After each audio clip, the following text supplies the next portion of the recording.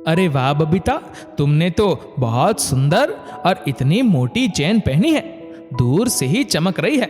लग रही हो किसी खाते पीते घर की बेटी। तुम्हें यहाँ आते वक्त पड़ोसियों ने देखा कि नहीं? सबकी आंखें फटी की फटी रह जाएगी। देखना, कल तुम्हारे जाने के बाद शिवानी की माँ मुझसे जरूर पूछेगी कि बबीता की माँ, आपकी बेटी तो सोने में लदी हुई रहती है, किस्मत हो तो आपकी बेटी जैसा। कामिनी जी अपनी बेटी बबीता से कहती है। तो बबीता बोली, माँ, खाते पीते घर की बेटी नहीं, खाते पीते घर की बहू बोलो। ये चैन तो मेरी सास का था, जो अब मैंने ले लिया। इस उम्र में इतनी मोटी चेन पहनकर क्या करेंगे? एक दिन मैंने उन्हें कहा कि मम्मी जी, इतनी मोटी चेन पहनकर अगर घर से बाहर निकलेंगी तो कोई चेन के चक्कर में गला काट देगा। बस फिर क्या था, डर के मारे बुढ़िया ने तुरंत चेन मुझे दे दिया। मायके से तो मुझे हल्के जेवर मिले थे, और हाँ, एक अच्छा काम आपने किया कि इकलौते लड़के से मेरी शादी करवा दी। वहां ना तो ननंद की लालच है, ना तो देवरानी का झंझट है। इतना कहकर माँ बेटी दोनों हंसने लगी। तभी वहां बबीता की भाभी रंजन चाय और नाश्ता लेकर आई।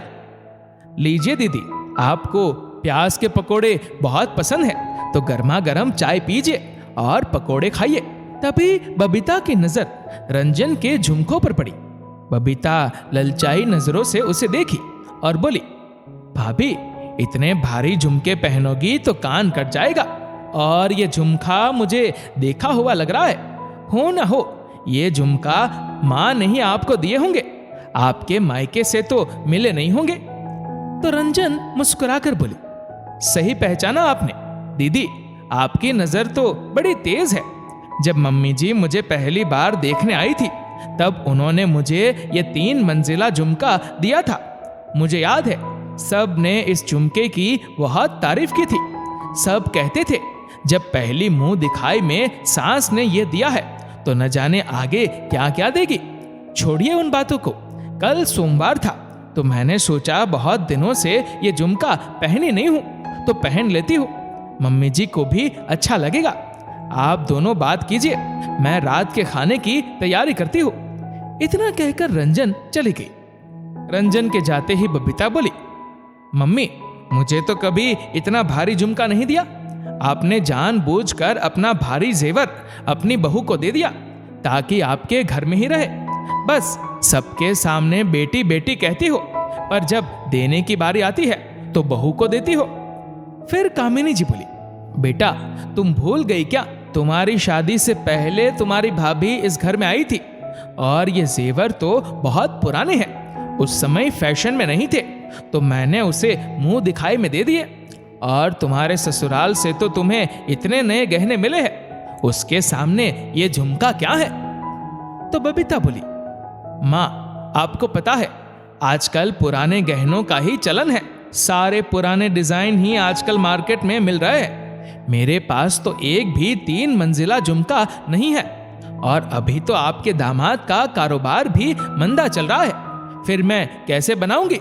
अब मन की इच्छा मायके में नहीं पूरी होगी तो मन में ही रह जाएगी।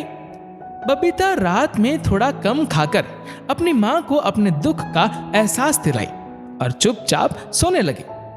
1-2 दिन वो गुमसुम रही।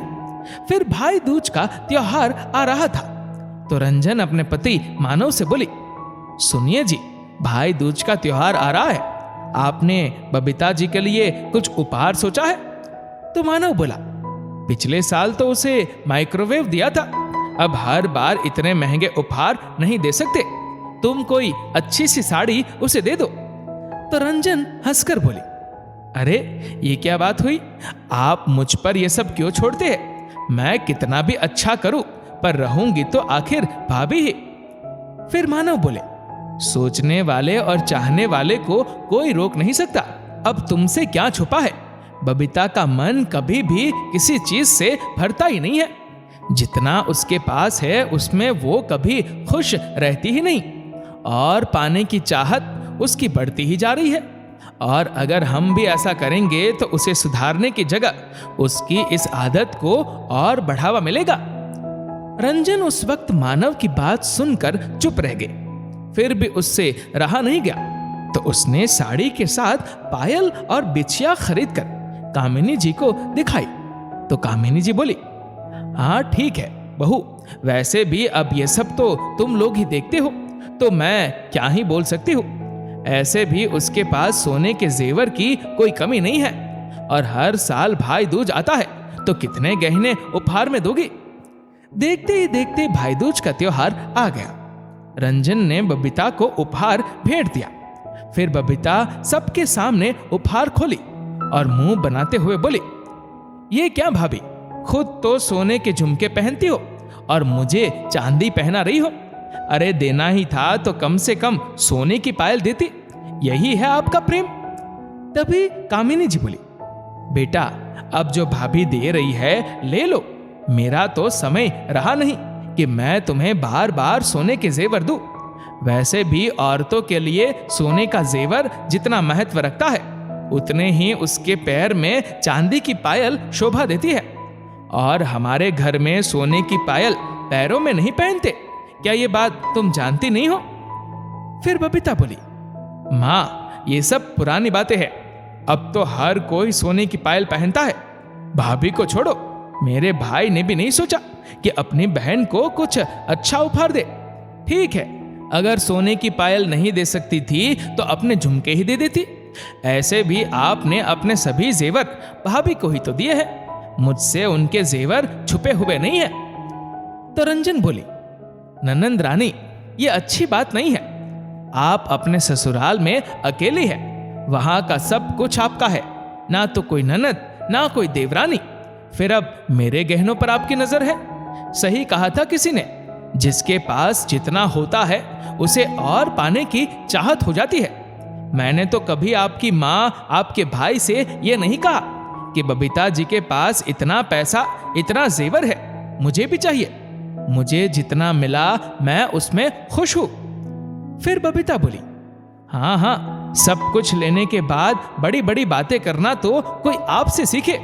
वो तो मेरी माँ इतनी भोली है कि अपना सब कुछ आपके आते ही आपको सौंप दिया।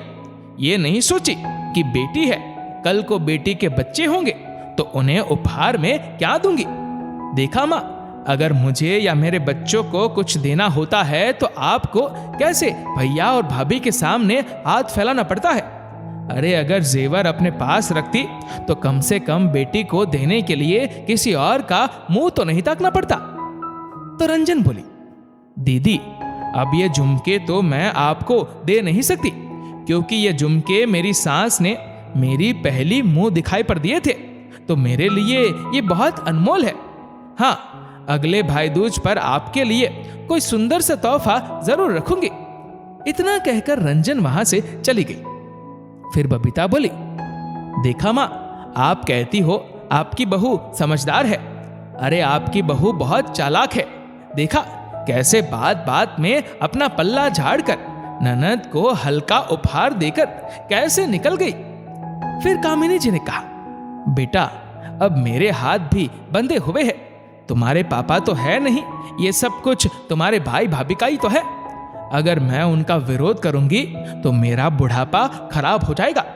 आखिर मेरी सेवा यही लोग करते हैं। अगर ये नाराज हो गए तो सोच लो, तुम्हें मेरी जिम्मेदारी उठानी पड़ेगी। क्या तुम उसके लिए तैयार हो? बबीता थोड़ा रुकी, फिर बोली, माँ सब इनका क्यों होगा? अगर आप चाहो तो अपनी संपत्ति किसी और को भी लिख सकती हो, और आप मेरे साथ मेरे ससुराल में रहोगी तो मेरी सास क्या कहेगी? फिर मैं अकेली जान क्या क्या संभालूंगी। आप तो मेरी हालत जानती ही है। अगले ही दिन बबीता जाने की जिद करने लगी, तो कामिनी जी बोली, बेटा हर बार भाई दूज पर जब भी तुम आती थी तो कम से कम 1 महीना रुकती थी। इस बार क्या हो गया जो 1 हफ्ते में ही जा रही हो? तो बबीता बोली, माँ पहले की बात अलग थी। भाई दूज के पहले या बाद में आप या भैया मुझे शॉपिंग के लिए ले जाते थे, तो उसमें मेरा वक्त निकल जाता था। पर अब वो बात नहीं रही। अब यहां रहने से कोई फायदा नहीं है। सोचती हूँ वापस अपने घर चली जाऊं। आखिर वहां भी तो सब कुछ मुझे ही संभालना है। इतना कहकर बबीता अपने सामान समेटने लगी और कामिनी जी कमरे से बाहर चली गई। शाम तक बेटी की बातों से माँ थोड़ा दुखी थी, तो रंजन बोली, मम्मी जी क्या बात है, आप इतनी दुखी क्यों है? जब उन्होंने सारी बात बताई तो रंजन बोली, मम्मी जी, औरत का जेवर उसका पति, उसका घर परिवार होता है। अगर आप कहेंगी तो मैं वो झुमके दीदी को दे देती हूँ। आप मेरे साथ रही तो ऐसे कितने झुमके मिल जाएंगे मुझे, आपसे बढ़कर ये झुमके नहीं है। फिर कामिनी जी ने कहा, बहू, कौन कहता है कि पैसे वाले घर की ही लड़कियां संस्कारी और समझदार होती है? मेरी बेटी तो कितने पैसों में खेल रही है, फिर भी हर वक्त दूसरे की चीजों पर ही उसकी नजर रहती है। तुम्हारे ससुर जी ने बहुत सोच समझकर तुम्हें चुना था। वो कहते थे, जिस घर में पैसा कम हो और संस्कार की बारिश हो, वहां की बेटियां सितारों जैसी चमक और अपना दिल रखती है। अगर मैंने बबीता के कारण तुम्हारे दिल को कभी दुखाया हो तो मुझे माफ कर देना। वो अभी नासमझ है, उसकी बातों को अपने दिल से मत लगाना। जिस दिन बेटी की माँ या तुम्हारे जैसी बहू आएगी, तब उसे समझ में आएगा कि यहाँ पैसों और जेवर से बड़े रिश्ते होते हैं। फिर कामिनी जी के मना करने के बाद भी रंजन ने बबीता के जाने से पहले बिल्कुल वैसे झुमके खरीद कर लाई और जाते वक्त बबीता को देते हुए बोली, दीदी, कई बार इंसान दूसरे की चीजों पर नजर रखता है और दूसरों का प्यार और सम्मान खो बैठता है, क्योंकि उसका सारा ध्यान तो दूसरे की चीजों पर रहता है। फिर वो अपनी चीजों की देखभाल नहीं कर पाता। मेरे लिए मेरा परिवार और ये रिश्ते बहुत मायने रखते हैं। मैं नहीं चाहूंगी कि कभी आप यहां से नाराज होकर जाए। हाँ, बस इतना कहूंगी कि चीजों से ज्यादा आपके लिए आपकी माँ और आपके भाई का प्यार मायने रखना चाहिए, ना कि ये जेवर। अब कामिनी जी ने बड़े प्यार से अपनी बहू के सर पर हाथ फेरा तो बबीता को एहसास हुआ कि वो मायके से जेवर तो ले ली, पर कहीं ना कहीं अपनी माँ का भरोसा और प्यार खो बैठी। वो कुछ कहती उससे पहले ही कामिनी जी बोली, ईश्वर तुम्हें संतोष और रिश्तों को समझने की ताकत दे। अब बस इतना ही दे सकती हूँ, क्योंकि अब तुम्हारी माँ के पास इससे ज्यादा कुछ नहीं है। कुछ लोगों को अपनी भूल का एहसास बहुत जल्दी हो जाता है और कुछ लोगों को देरी से होता है। बबीता को भी अपनी भूल का एहसास हुआ कि अपने पास सब कुछ होते हुए भी उसने अपनी भाभी के गहनों पर नजर रखी, जिसके कारण उसकी मायके से दूरियां बन गई। पर धीरे धीरे समय बीता, उसने अपनी गलती के लिए सबसे माफी मांगी और अपनी भूल सुधारी। इन सब चीजों में रंजन को कामिनी जी और मानव का भरोसा और साथ मिला, जो सबसे ज्यादा महत्वपूर्ण था। दोस्तों, रिश्ते बहुत अनमोल होते हैं। गहने तो बाजार में भी मिल जाते हैं, पर रिश्ते बाजार में नहीं मिलते।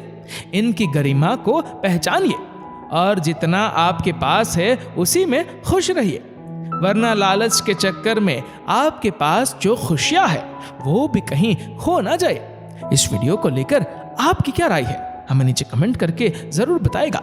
और ऐसे ही और भी इंस्पिरेशनल वीडियोस के लिए फॉलो करें हमारे पेज को, और ऐसे ही और भी वीडियोस को YouTube पर देखने के लिए नीचे कमेंट सेक्शन में एक लिंक दी गई है, जिसके ऊपर क्लिक करके आप हमारे चैनल को सब्सक्राइब करें और बेल आइकन दबाएं, ताकि हर वीडियो की लेटेस्ट अपडेट आपको मिलेगी सबसे पहले। धन्यवाद।